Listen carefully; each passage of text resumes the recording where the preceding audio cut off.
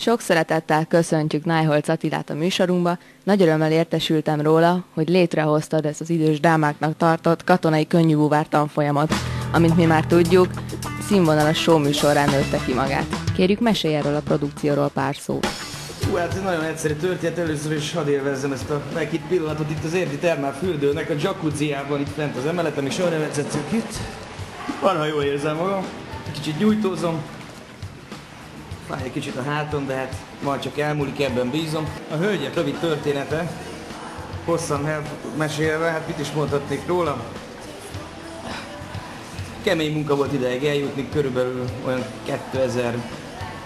2004-5-től próbálom ezt a formációt összefogni. Elég sokan részt vettek a produkcióban, mind a huncutfadás terén, pedig session fellépőként.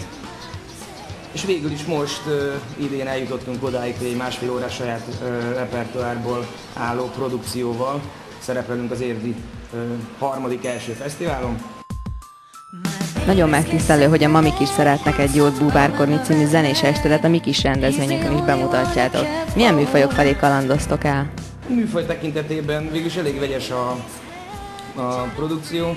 A rockzene alapvetően, azon kívül funky, R&B. A nyanyáknak nem engedek lazálást, ez meglátszik. Igyekszünk mindenféle igényt kielégíteni.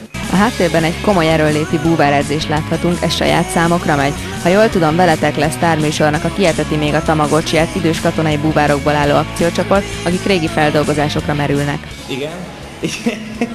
Igyekszünk csak saját zenét játszani. Feldolgozások egyre kevésbé fordulnak elő, régebben több volt, mert akkor a saját dalokból kevesebb volt, és akkor szépen felépítettük.